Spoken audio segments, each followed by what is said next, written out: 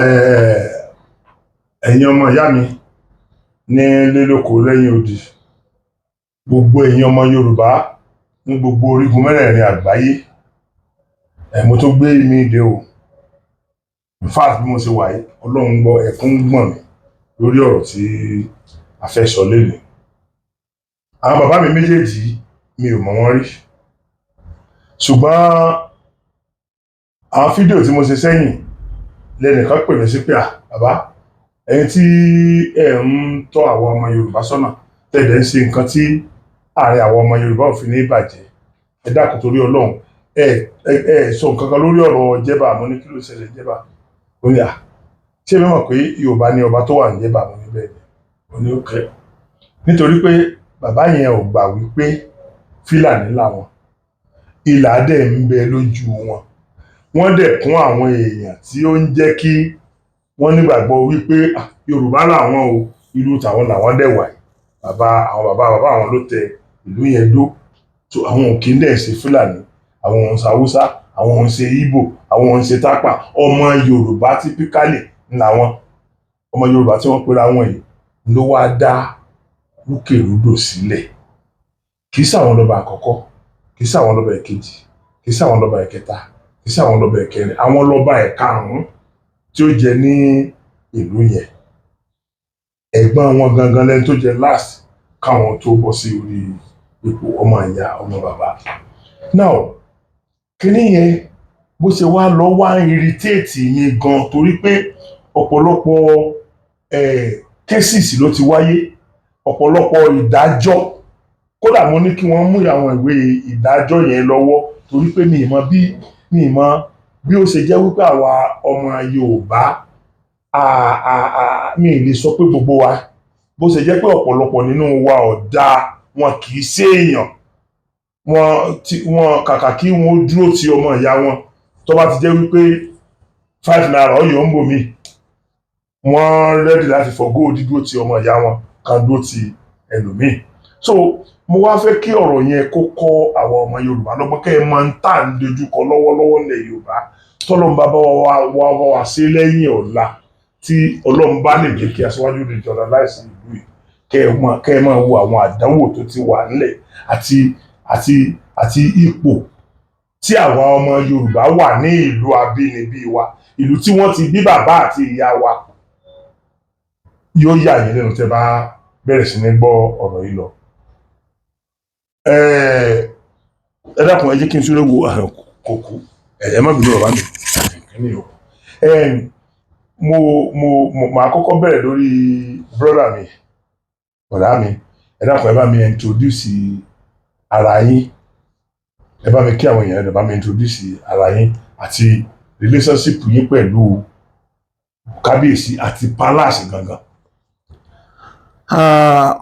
A kú àkókò tí a wà yìí, mo kí gbogbo ọmọ Oòduà tí ń jẹ́ Yorùbá jákèjádò kóòtù òjíire ní Áfíríkà, ní òkè òkun, wípé ire o. Orúkọ ti tèmi òun náà ni ọmọọba Ibrahim Ọlátúnjí Adébárá. Mo jẹ́ Palace principal private secretary fún bàbá kábíyèsí ọba tìlú Jẹ́bà. Bákan náà mo sì tún jẹ́ ọmọ bíbí ẹ̀jẹ̀ kábíyèsí tí wọ́n fi àtọ̀ wọn bí mo ṣe jẹ́ nìyẹn. Ẹ ṣé bàbá mi, ojú òní ti bàbá mi. Ẹ dákun ẹ má bínú, ẹ̀yin náà ẹ bá mi kí àwọn èèyàn kéde, bá mi introduce ara yín sà. Mo kí gbogbo àwọn èèyàn wa tí wọ́n ń wò wá àti tí wọ́n ń gbọ́ wa, gbogbo ọmọ Yorùbá pátápátá lórúkọ mẹ́rẹ̀ẹ̀rin ayé. Orúkọ tèmi ni olóyè Abdulganiyu Jaiye Ọlá Ọmọ́tọ̀ṣọ́. Èmi ni olóyè Ìsà ti ìlú Jẹ́bà, mo sì jẹ́ ìkan nínú àwọn afọbajẹ ti ìlú Jẹ́bà. Ẹ káàbọ̀ bàbá. Ẹ ṣeun. Bàbá mi o, ẹ dákun kí n kọ́kọ́ bẹ̀rẹ̀ báyìí. Ó ti tó ọdún mélòó tí bàbá ò ti gba owó oṣù tíjọba Kwara kọ̀ láti san owó oṣù fún bàbá? ó ti tó oṣù mélòó tàbọ́dún mélòó sísìn. ẹ ṣeun olóòtú, ó ṣeni láàánú tí ẹ bá rí pé a bí ọmọbìnrin lénìí tí ọmọbìnrin náà tá a sì sin lọlé ọkọ, kódà yóò ti máa gbé pọn ọmọ ẹlẹ́ẹ̀kejì lọ́wọ́ báyìí. ń fi ń dá wa lójú pé ọdún mẹ́wàá méjì ọ̀tọ̀ọ̀tọ̀ tó tún lé ọdún kan tí a ń pè ní ọdún mọ́kànlélógún 21 years òun ni bàbá ti wà lórí àpèrè tí bàbá ò sì tí ì gba ipe gbogbo iṣẹ́ tóun ṣe níṣẹ́ ìlú lábẹ́ ìjọba Kwara tóun ṣe gẹ́gẹ́ bí àṣà tó àṣàlẹ̀ jẹ́bà tó yẹ dórí oyè, bàbá ò ti fọwọ́ gba kọ́bọ̀ látọwọ́ ìjọba. ẹ dákun, nígbà tí kábíyèsí gangan ò tí ì tẹ́wọ́ gba owó tí mi mọ̀ bóyá wọ́n ń fún pé ó ti rí náà nù. ṣé ẹ̀yin olóyè wọ́n ń fẹ̀yìn ní owó oṣù? Ta ni ò fún wa nígbà tí wọn ò fún kábíyèsí? Bàbá, kí wàá ní àfojúsùn yín, kí ni ìdí gan pàtó tí wọ́n fi irú ẹ̀gbin tó tó bẹ́ẹ̀ yẹn lọ bàbá títí dì sí? ó ṣeni láàánú ipe gbogbo tí ń jẹ́ Kwara ilẹ̀ Yorùbá ni, torí inú 16 local government ìjọba ìbílẹ̀ 16 tí ń bẹ Kwara, 12 ló jẹ́ bíbí èdè Yorùbá. 12? bẹ́ẹ̀ ni, 4 yòókù, 2 nínú 4 ilẹ̀ Nupe ni, 2 yòókù ìyẹn Èdù àti Pátigi, ìyẹn 2 yòókù ilẹ̀ Bàrùbá ni. ilẹ̀ Bàrùbá ni ní Bàrùtín àti Káyàmá local government. And bó sì ṣe wá rí yìí, àwọn téèyàn ò gbọdọ̀ dárúkọ wọn púpọ̀ àmọ́ wọ́n ti sún akàn gírí, àwọn ajúnilọ afọwọ́lágbáni lójú tí wọ́n ń fìlì pé àwọn ni Ọlọ́run kó Nàìjíríà lé lọ́wọ́, tí àkókò gàgà tí ò sì fẹ́ jẹ́ kí kékeré ó kọ. àwọn ọ̀pọ̀lọpọ̀ èèyàn náà tí wọ́n ti mọ àwọn tá à ń dárúkọ yìí. àwọn diaspora náà ó ti mọ̀ wọ́n, wọ́n mọ àwọn tí ń jẹ Yorùbá ń yà, wọ́n mọ àwọn tí ò fẹ́ kí Yorùbá ó nílọsíwájú. orí ó ṣeni láàánú, bàbá tó kúrò lórí oyè ní kábíyèsí tàná tó wàjà, ó gba owó oṣù lórí àgbéga tó ń ṣe lórí àpèrè fún wa, ó gbà bí oṣù 4 kó tó di pé bàbá mi wá dé. kí bàbá yìí tó dé. kódà akẹgbẹ́ bàbá náà nílùú ìlú tí a ń pè ní Ṣàó, ìlú Yorùbá ni, tẹ bá ti kọjá Sóbí Barak ẹ wọnú Ṣàó nù. bí jẹ́bà ṣe wà lókè ọya lẹ́gbẹ̀ẹ́ òkè ọya lọ́hùn láti ré sí òkè ọya. àwọn bàbá ọba kábíyèsí ti Ṣàó ti tàná, ọba Dr. Sama Alabi Adégbìtẹ́, òun náà gbowó oṣù 4 yìí lórí àpèrè. ìgbà tó di June 2003, torí bàbá wa kábíyèsí ọba tìlú Jẹ́bà ọba Abdulkadir Alabi Adébárà, wọ́n dórí àpèrè bàbá wọn ní 16th of May year 2003. 18th of May year 2003 níjọba gómìnà bàbá wa kábíyèsí ọba tìlú Jẹ́bà gbà tí wọ́n dórí àpèrè, àwọn àtàkẹgbẹ́ wọn ọba títí Ṣàó wọ́n fi ìwé ránṣẹ́ sí iléeṣẹ́ ìgbìmọ̀ lọ́balọ́ba àtijọba ìbílẹ̀ ní Kwara State pé àwọn ò rẹ́tọ̀ àwọn kó jáde lásìkò ìjọba Bukola Saraki. kò tí ìyẹn kọmíṣánná tí ó máa ṣe àmójútó iléeṣẹ́, àmọ́ pàṣẹ tó ń bẹ níbẹ̀ lọ́jọ́ náà à ń porúkọ ń tọ̀hún ní Saka Bọ́lá Àmùdákànìkì. ó dẹ̀ kọ́lẹ́tì wọ́n pé àwọn ríwèé yín gbà o.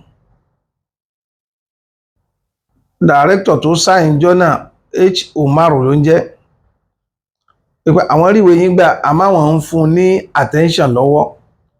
orí attention ni wọ́n wà. tí bàlùbàlù àwọn àṣẹmọlù fi dé tó ní àwọn ń bínú tí gómìnà Mohammed Alabi Lawal ṣe lórí àgbéga tó ṣe fún gbogbo lọ́balọ́ba ńlẹ̀ Kwara. ṣe mọ̀ pé ẹ má bínú torí Ọlọ́run torí mo fẹ́ kó máa yí àwọn èèyàn wa ṣe rí Lawal típíkà Yorùbá làwọn. Bẹ́ẹ̀ni. Ó dẹ̀ fà á tó fà á nìyẹn tó fi jẹ́ pé àwọn tí kì í ṣe típíkà Yorùbá ni wọn ò dùn sí wọn tó máa bọ̀rọ̀ yẹn. wọ́n gbé ọ̀rọ̀ lọ sílé ìgbìmọ̀ asòfin, wọ́n yan ìgbìmọ̀ pé àwọn fi ẹ̀hónú hàn pé ètò tó bá fẹ́ máa ṣe àyàn lọ́ba kí wọ́n máa ṣe kó nílànà kan tí wọ́n máa tẹ̀lé.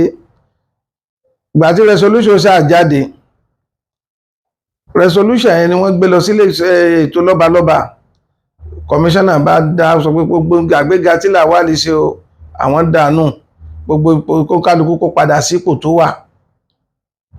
Ok, àwọn lọ́balọ́ba tí wọ́n promote. Àwọn tó ń lọ sípò kíní wọ́n ní wọ́n padà sípò kejì, ẹni tó wà nípò kejì tó wà nípò kẹta tó lọ pò kejì kó padà sípò kẹta, ẹni tó wà nípò kẹrin tó lọ sípò kẹta kó padà sípò kẹrin, ẹni tí ò ṣe sípò kan rárá tó ṣe pé ipò kẹta ló bá rẹ̀ kó máa jẹ́ baálẹ̀. Orí ẹ̀ ni a wà, àfi bó ṣe di pé wọ́n bá gbé bàbá lọ kóòtù pé bàbá ń pèrè lọ́ba. Kí sì nìdí tó fà á? Ìyàsọ́rọ̀ oṣù mọ́ o.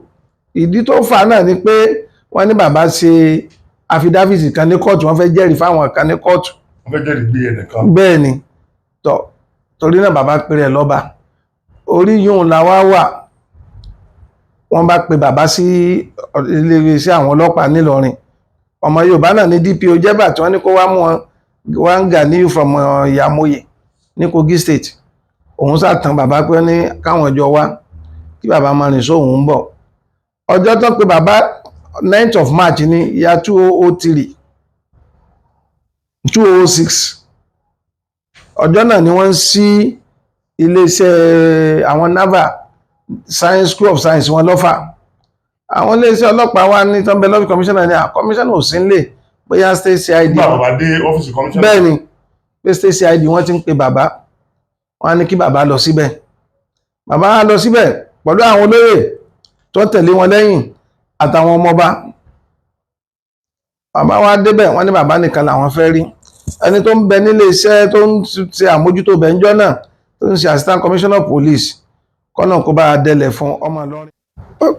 Assistant commissioner of police tó wà ní ìjáàjì CID níjọ́ náà tí mo ló jẹ́ ọmọ Ìlọrin Abdulkadir Ọláríwájú Jimá. Bọ́n ṣe ó padà di commissioner ní Rivers State, àmì Cross River, òun náà ti jáde láyé lẹ́nu iṣẹ́. Ó wá ní bàbá ọ̀rọ̀ tó ń pè yín sí petition tó ń kọ ìgéṣin bó ṣe gàgàgàrà tó báyìí rè. Bàbá lóhun dà, ó ní bẹ́ẹ̀ ló dúró àwọn yìí.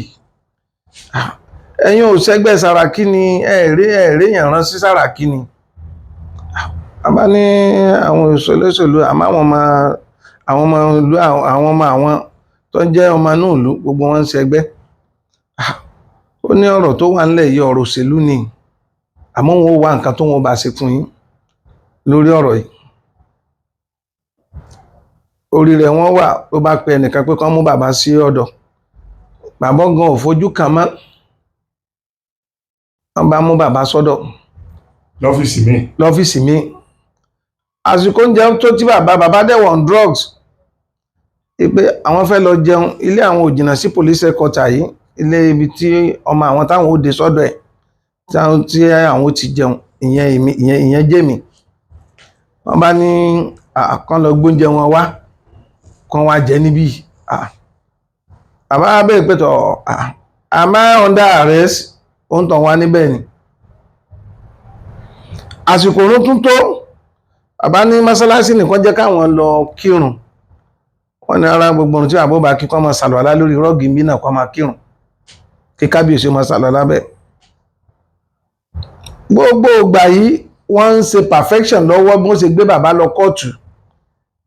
Gbogbo magistrate kóòtù tí wọ́n dé wá bí magistrate kóòtù bí 6 àwọn tọ̀hún láwọn ò lè tẹ́rí gba ọ̀rọ̀ yìí. Ok, ẹni ọjọ́ yẹn ọjọ́ Jímọ̀ ni ọjọ́ Friday. Bẹ́ẹ̀ ni wọ́n dẹ̀ fẹ́ gbé wọn lọ sí kóòtù ìjọ yẹn náà. wọ́n fẹ́ gbé wọn lọ túláàsì. so that wọ́n á lè detain wọn. bẹ́ẹ̀ ni èmi bẹ́ẹ̀ àwọn mẹ́wàá láti pálásì àwọn ajúnilọ̀ yìí náà ni wọ́n wá ń lọ wọ́n ń bọ̀ báyìí bá gbà mo lè dárúkọ wọn lórí afẹ́fẹ́ gan. ẹ̀ tí ẹ̀ nídìí ẹ̀ gbogbo wọn náà wọ́n ti máa gbogbo wa náà láti máa àwọn tó yọ wá lẹ́nu. wọ́n ń lọ wọ́n ń bọ̀ lórí ọ̀rọ̀ yìí ìgbà wọn ṣàpadà rí kóòtù tí wọ́n gbé bàbá lọ lẹ́yìn ìgbà tí kóòtù ti close tán lẹ́yìn aago 5 sí 5:30 nírọ̀lẹ́ a bá gbé bàbá lọ sí kóòtù station wagon. ní ìrọ̀lẹ́. bẹ́ẹ̀ ni ọlọ́pàá méjì pẹ̀lú AK-44 àbí AK-47 wọ́n ń lò ní àbí kí ni wọ́n pè níwájú àárín tó ń gbé bàbá sí ọlọ́pàá méjì náà pẹ̀lú ìbọn AK-47 lẹ́gbẹ̀ẹ́ bí náà AK lẹ́yìn pátápátá títì tí ń bẹ ọlọ́pàá 3 ló jókòó mẹ́ pẹ̀lú AK-47 ó di kóòtù. amrọ̀bà náà ń gbé lọ. tọ́ wọ́n gbé bàbá dé kóòtù wọ́n gbé kábíyèsí dé kóòtù.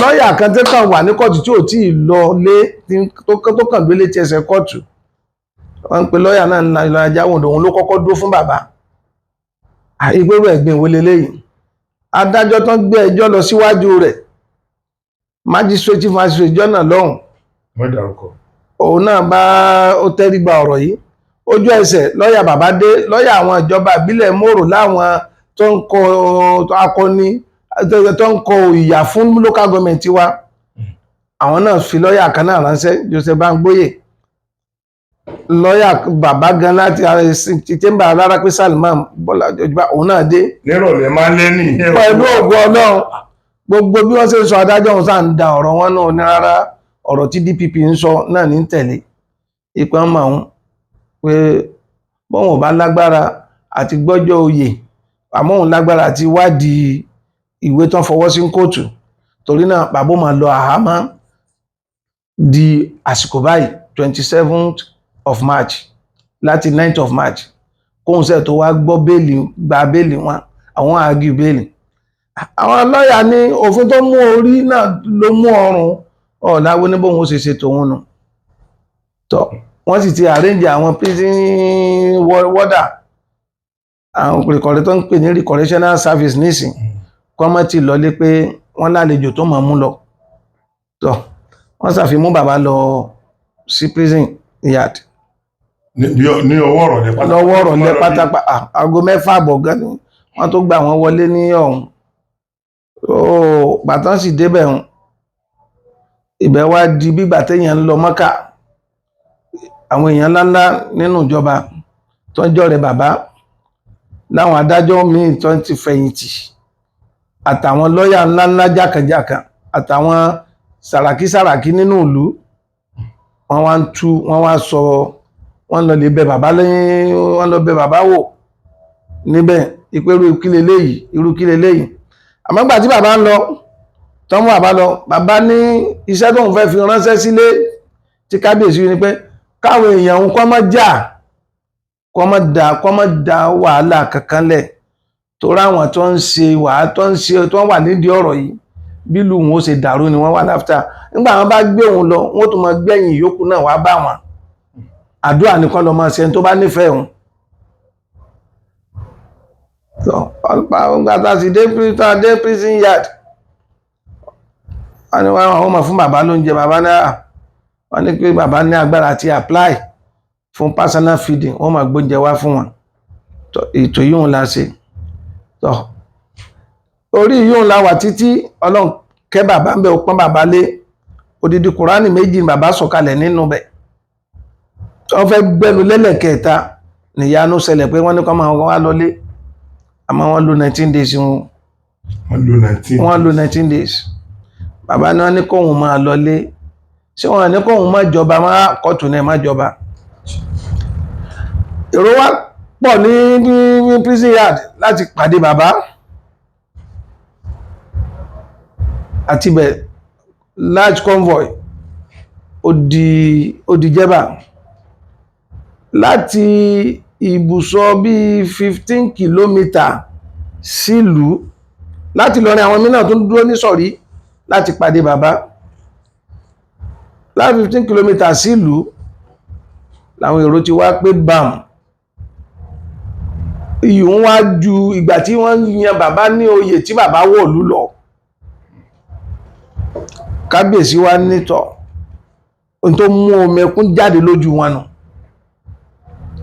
nípa òun dúpẹ́. Pèsè mi náà làwọn èèyàn mi wá pọ́nlé tó bá. Bẹ́ẹ̀ ni àmọ́ ntọ́nà bá ló ṣeéṣe tí ò bá ṣeéṣe ẹnìkan kan lè ṣe. Òun ní ìgbàgbọ́ pé látijọ́ wọ́n ti lóyún òun ìrìn àjò táwọn orin ń bẹnu àkọọ́lẹ̀ rẹ̀ ni. Ọmọ Yorùbá dẹ̀ làwọn. Ọmọ Yorùbá làwọn ìjọ wà mú àwọn ju agbára ìmọ̀jẹ Yorùbá àwọn lẹ̀ Ọlọ́run ò ní jẹ́. A sì fèsì kóòtù squale títí adájọ́ tó ń gbé wọn lọ wọ́n nípa lọ rìmáìdì wọn láàrin àlàfo tó ṣe náà wọ́n ti yàn sí adájọ́ àgbà kò lẹ́tọ̀ àti lè máa tẹ̀síwájú lórí ẹjọ́ yìí mọ́. Òun náà wá pé bàbá àtòun àtàwọn stáàfù rẹ̀ nínú ọ́fíìsì rẹ̀ òun ò ní lágbára àti gbẹ́jọ́ yìí mọ́, ipe wọ́n gbé fáìlì wọn síwájú bòmíì. Torí náà ọba tó kóhun yọ lórí ọ̀rọ̀ bàbá Ọlọ́run ó kó àwọn náà yọ. Ọ̀rọ̀ pọ̀ láàrin òun. Adájọ́ mi tán wá tún gbé síwájú ẹ̀ òun jẹ́ Tàrídù Umar. Òun múra kankan ni gbogbo tí lọ́yà wa bá ń sọ ń dànù kò sẹ́ ẹ̀kọ́ kankan tí DPP bá ń sọ ní kàn kọ kalẹ̀. Òun yàtọ̀ wá rí pé ìgbésẹ̀ tẹ́lẹ̀ ń gbélé yóò bà nǹkan jẹ́ o. Àwa bàbá wa fáìlì ẹjọ́ mi síwájú High Court wájú Justice Adéwárá pé kán stop adájọ́ yìí wọ́n sì Ọlọ́run wá ní kó jẹ́ ìtẹ̀wọ́ gbígbà. Wọ́n wá lísì ọ̀rọ̀ bàbá síwájú appellate session. Adájọ́ méjì ló jókòó lórí rẹ̀. Retired Justice Afọláyan is now retired Mrs. àti Justice Halima Salman. Àwọn méjèèjì gbọ́ ẹjọ́ náà. Commissioner Minister of Justice òun represent ìjọba. Gbogbo ọ̀rọ̀ tó sọ pẹ̀lú lọ́yà wa Joseph Sunday Bangboye àwọn gbà táwọn tó wọ́n gbé dájọ́ tí wọ́n kalẹ̀ wọ́n ní kò sẹ́ni tí ń bá ọba jẹ́ bá du ọba nínú ilé, kò sẹ́ni tí ń bá dùn nínú fámìlì, kò sẹ́ni tó bá dùn nínú ìlú, kò sẹ́ni tó bá dùn níjọba ìbílẹ̀ rẹ̀. Wáyé tó fi á di pé nǹkan omi ò sì látẹ̀yìn wọ̀gbẹ́ lẹ́nu. Torí náà kí bàbá máa bá ọba rẹ̀ lọ láyọ̀ àtàláfíà láti ilé ẹjọ́ yẹn. Bẹ́ẹ̀ ni láti ilé ẹjọ́ yẹn wọ́n dájọ́. Bẹ́ẹ̀ ni nígbà tí ó di gbogbo ọ̀rọ̀ tí ń sọ yẹn pé 2006 lọ̀rọ̀ ṣẹlẹ̀ ó wọ 2009 o ní gbogbo ọ̀rọ̀ tí mo sọ yìí o. Nígbà tí ó wá di exactly a month tí wọ́n give ruling yẹn ni wọ́n bá tún gbé sọ́mọ̀ mi wá bá bàbá the same ẹgbà ruling jáde ní àgbà the same judgment I mean the same court charges tán fi charge bàbá lọ ní magistrate court wọ́n wá amended ní high court pé bàbá versus Kwara state governor tí Bukola Saraki náà ní sì ń bẹ lórí oyè.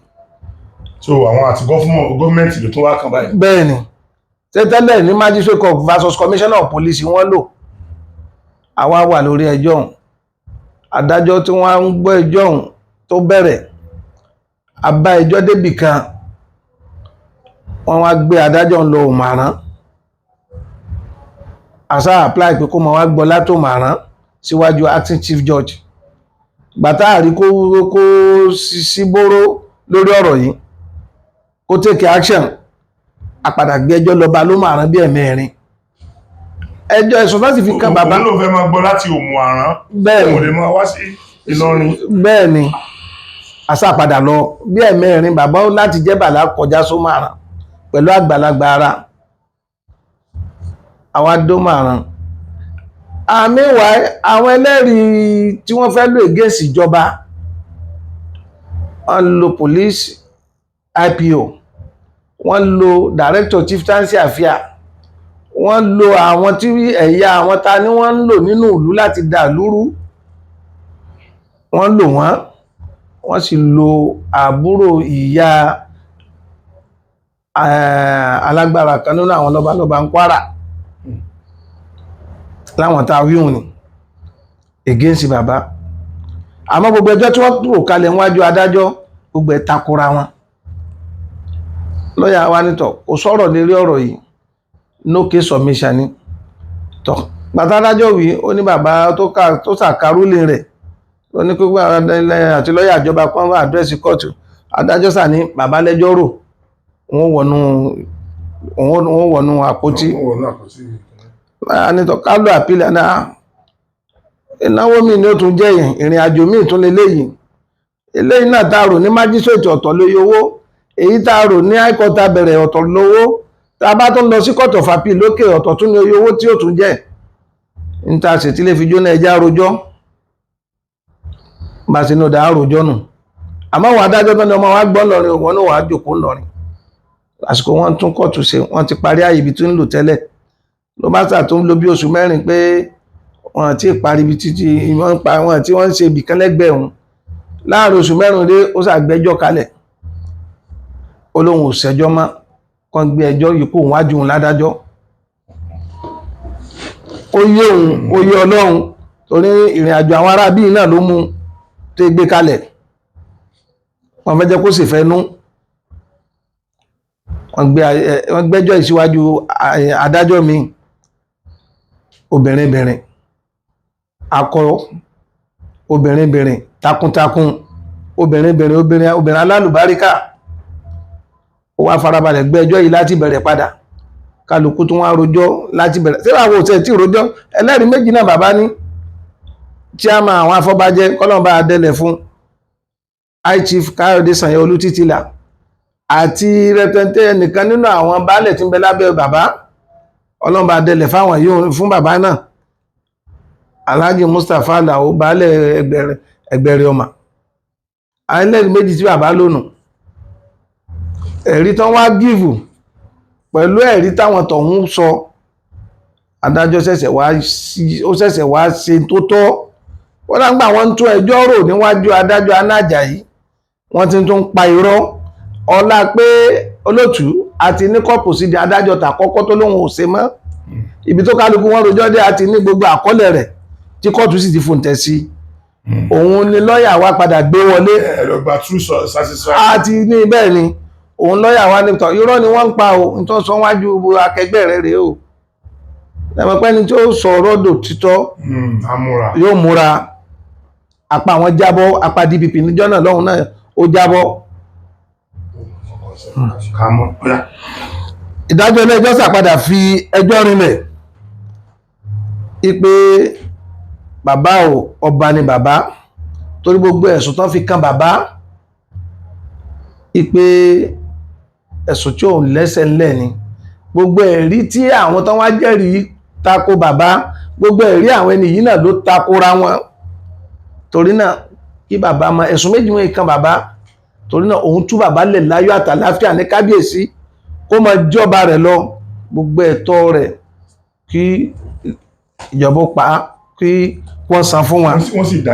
Wọ́n ṣe ìdájọ́ ọ̀hún, kódà gẹ́gẹ́ bí tí bàbá rẹ̀ ṣàròyé tó gbé fún yìí, òun náà ti judgment ní 82 pages. 82 pages. Judgment èyí tí wọ́n fi ní kí bàbá máa ṣe ọba níyàwó náà. 29th of January 2014. 2014. So ní final page ẹ̀ ó ní adájọ́ wa ní ṣé mo lè kà ní Yorùbá kà ní òyìnbó. Ẹ̀ka lóyìnbó. Adájọ́ ní in view of the aforesaid, I am of the view that the prosecution has failed to prove its case beyond reasonable doubt as required in a criminal case. The evidence of the prosecution as aforesaid is tainted with doubts and inconsistencies, such of which courts have been enjoined to resolve in favor of the accused. Therefore, the prosecution, having failed to prove the two counts of the charges against the accused person is hereby discharged and acquitted on both counts. Judgment read and delivered in the open court. Honorable Justice Anna Ajayi, Judge, 29/1/2014. judgment nìyẹn ẹ dákun mọ́ fẹ́ ẹ̀yin ọmọ Yorùbá ẹ máa fi ọkàn bá wa lọ o kẹ́ ẹ máa wò kẹ́ ẹ lè mọ̀ pé òjò ti ń pa egún bọ̀ ti pẹ́ o kẹ́ ẹ lè mọ̀ pé wọn ò ti fẹ́ ká jẹ́ nǹkan kan mọ́ nílẹ̀ bàbá wa ti pẹ́ Ọlọ́run ni ò tí gbà fún wọn o ọyá bàbá mi máa bọ́rọ̀ sọ̀rọ̀. ìwé tí mo gbé lọ́wọ́ yìí ìwé ilé ẹjọ́ náà ni o ní 1997 22 of October 1997 bẹ́ẹ̀ni torí ìwé judgment yìí òun náà ń bẹ judgment nínú eléyìí another one judgment yìí ń bẹ nínú ẹ̀rí tí bàbá fi kalẹ̀ nílé ẹjọ́ ìbéèrè ló lọ bẹ̀. ok judgment eléyìí bẹ́ẹ̀ni ó wà nínú ẹ̀rí tí bàbá fi pẹ̀lú ẹ̀rí wọn níwìn ní kéèsì eléyìí. bẹ́ẹ̀ni ipe ǹjẹ́ àwọn Fúlàní yìí àbáwọn tó ajúnilọ yìí tí wọ́n ní àwọn ẹ̀ ń bẹ lábẹ́ àwọn ǹjẹ́ wọ́n ní ẹ̀tọ́ kankan lórí yín tí wọ́n ń ṣe àbí tẹ́ẹ̀jọ́ ń ṣe pọ̀ tó ní agbára àti fi lè fi ń jọba bàbá ní kò sí tó jọ kódà ìwé yìí ara lẹ́mọ̀rò local government nílùú kan tá à ń pè ní Malete A district Alhaji Saka Adéyẹmí ó gbé ọmọ bíbí ìlú yẹn ni ara àwọn lẹ́mọ̀rò Malete district òun àtàwọn ibi méjì kan wọ́n gbé Alhaji láàrọ̀sàlẹ̀ ọjà yìí ara àwọn ọmọ Tálímì bí nílọrin ni wọ́n gbé lọ́kọ́ torí wọ́n máa ń yàn wọ́n gẹ́gẹ́ bí kọ́kọ́ máa jẹ gàba lé wọn lórí nílùú yẹn àwọn mẹ́tẹ̀ẹ̀ta òkè yìí wọ́n wá gbé láàrọ̀sàlẹ̀ ọjà yìí lọ kóòtù àti Kwara State government àti Moro local government àti Ìlọrin Emirate adájọ́ tó sì deliver judgment yìí Justice Ibiwoye ni Joseph Ibiwoye òun náà kọ́ náà bá wa délẹ̀ fún inú gbogbo tí wọ́n béèrè lọ́wọ́ wọn ní kóòtù pé àwọn kan máa ń jẹ gàba léèyàn lórí kan máa sọ pé ń pè Dáúdù ìpè ìjọmọ bíbí ibẹ̀ làwọn tí wọ́n yàn gbogbo ẹ̀ níbẹ̀ nínú ìwé ìpè wọ́n yé sọ ọmọ bíbí ibẹ̀ nínú judgment eléyìí bẹ́ẹ̀ ni so judgment eléyìí ni bàbá wa lò àwọn náà lò ó wá ràn wọ́n lọ́wọ́ lórí ànọ́dá final judgment ilé ìjọba àbílẹ̀ Mòrò kò sí lábẹ́ Ìlọrin Emirate judgment yẹn ni òun ní. ṣẹ́rí judgment èyí tó fi hàn wípé wọn ò sí lábẹ́ Ìlọrin Emirate village so judgment yìí ló tún wá padà ṣe ìrànlọ́wọ́ lọ́jọ́ iwájú tí wọ́n fi wá padà gba the other judge the main judgment. bẹ́ẹ̀ni ẹ máa bọ́rọ̀ yẹn lọ sà.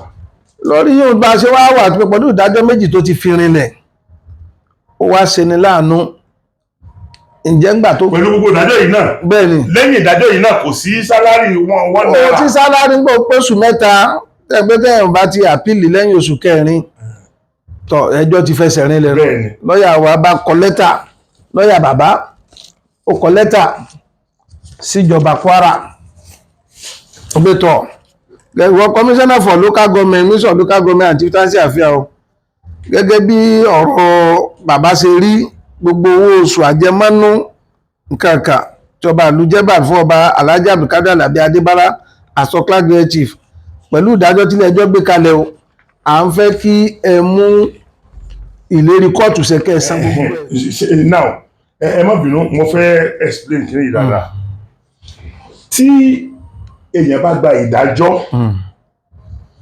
ẹni tá a gba ìdájọ́ lé lórí ó ní time ó ní expiration time tí ó gbọ́dọ̀ fi appeal tó yẹ pé tó bá ti lè kọjá wọn lè appeal mọ́ wọ́n ti fara mọ́ ìdájọ́ bẹ́ẹ̀ni ìgbà tí lọ́ọ̀yà kábíyèsí wá rí pé ókè tí wọ́n ti lè pé ìdájọ́ yẹn ọ̀tẹ́ wọn lọ́rùn wọn fẹ́ appeal ó ti yẹ kí wọ́n appeal títí bàbá yìí ìgbà tí wọ́n wá appeal tí kinní yẹn ti wá expire ni lọ́ọ̀yà bàbá wa kọ lẹ́tà sí wọn lẹ́tà yẹn kọ́pì lẹ́tà yẹn rẹ̀ tó bí ẹ̀bìtì ọ̀bá sàpèkú mọ́ yóò sá fi ẹ̀yìn fún ẹlẹ́rìí nígbà tí ẹ ti fara mọ́ ìdájọ́ tí ilé ẹjọ́ dá ó lè yẹ kẹ́ ẹ máa mú ìlérí tí ilé ẹjọ́ sọ pé kẹ́ ẹ ṣe. sẹ́mà pé nígbà wọn kọ lẹ́tà 1st of April 2014 ni agbàdájọ́ ní 29 January 2014 àwọn wá dèsì padà ní chieftaincy àfíà lọ́jọ́ náà lọ́hùn wọ́n ní lẹ́tà tí wọ́n kọ o judgement tí wọ́n fi tí lọ́ọ̀yà wá àtàchì mọ́ lẹ́tà adájọ́ ò sáìn àwọn pages míì miss torí lọ́yà wa tún fi ìwé ránṣẹ́ padà sí wọn ẹ ṣe ń parọ́ báyìí odidi adájọ́ tó sáyìn lẹ́tà chief judge Kwara chief legal adviser Kwara òun ni commissioner for justice òun náà ní kọ́pì judgement yìí ọ̀dà ẹ̀sì tó pecularize péjì wo ló miss ọ̀dà another one mẹ́rẹ̀ẹ́ ó submit ẹ̀ fún wa lẹ́yìn ìgbà yẹn ẹjọ́ ta ti gba judgement wọn lọ bí oṣù kẹsàn-án wọ́n bá mú sọ́mọ̀ mi wá pé àwọn tó ń lọ court of appeal. after 9 months. after 9 months a tún lọ pàdé ń kóòtù lọ́ọ̀yà wa ní ẹ̀yin adájọ́ ẹ má gba ọ̀rọ̀ wọn wọlé. ẹ má bínú ẹjọ́ àkọ́kọ́ yẹn judgement àkọ́kọ́ yẹn interval wo ni wọ́n gbọ́dọ̀ fi appeal tí ó bá tẹ́ wọn lọ́rùn. oṣù mẹ́ta ni. oṣù mẹ́ta.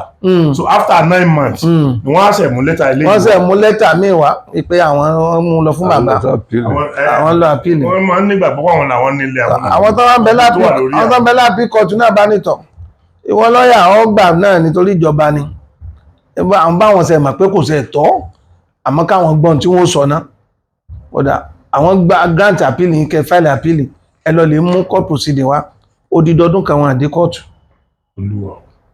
a tún padà sí kóòtù ní táìmù tán fún wa wọ́n bá tún yà wá pé adájọ́ lọ́ọ̀yà tó gbọ́dọ̀ mú gba judgement ní kóòtù níjọ́ kínní àná ọ̀nà kóòtù náà ló ti fò sánlẹ̀ tó fẹ́ǹtì ọ̀dà imú medical report wa wọ́n bá tún àjọ́nù fún wọn medical report wọ́n bá tún nílé wọ́n ní àwọn ò ní medical report torí pé ilé babaláwo lóńdó ló ti lọ gbà tọ́jú ibẹ̀ ló kú sí. kò sẹ́ wá kò kú pé ibẹ̀ ló ti lọ gbà tọ́jú ọ̀dà ẹ tún wá lọ lè múwèé náà wá dà láti gba 2015 ní November 17 wọ́n dé court of appeal bí mo ṣe ń sọ̀rọ̀ títí dì sí. Wọ́n yọjú sí court of appeal yẹn. Wọ́n yọjú o àfintárì ní. Court of appeal náà ò lè padà dájọ́ nígbà tí. Wọ́n ti dá ọ̀rọ̀ wọn náà àwọn lọ́ọ̀yà wa ti ní kó tú ẹjọ́ wọn ká ìpè kan tú ẹjọ́ wọn ká.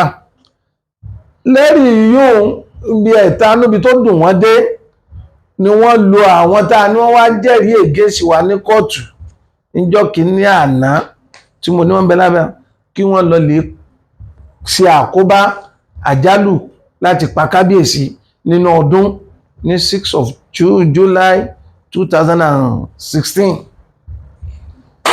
èèyàn mẹ́ta ìyìn ní fẹ́ sọ̀rọ̀ púpọ̀ lórí ọ̀rọ̀ yẹn torí ẹjọ́ yẹn wà ní kóòtù lọ́wọ́ báyìí ní Federal High Court tó charge àwọn yẹn fún terrorist charges by federal government torí n tó ṣẹlẹ̀ níbẹ̀ ó lágbára púpọ̀ torí ó ti wà nílé ẹjọ́ báyìí ìfẹ́ sọ̀rọ̀ lórí ẹ̀. a sábà pé ọ̀rọ̀ kan ti wà nílé ẹjọ́. bẹ́ẹ̀ni orí bẹ̀ láwa.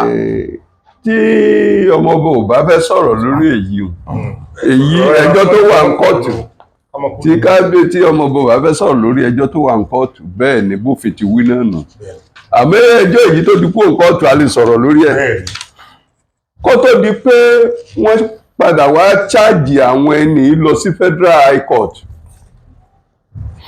state chief magistrate ni wọ́n kọ́ gbé àwọn tí wọ́n ṣẹ̀ṣẹ̀ yìí ni wọ́n kọ́ gbé lọ. àwọn ọlọ́pàá ti ṣe investigation ẹ̀rí ti wà ńlẹ̀ gbogbo ẹ̀ ti wà ńlẹ̀. DPP ló wá kọ lẹ́tà sí kóòtù wípé kí kóòtù fi àwọn ọ̀daràn lẹ̀. àwọn withdraw kéèsì náà kí kóòtù fi àwọn ọ̀daràn lẹ̀ wọ́n enter nolly prosecute.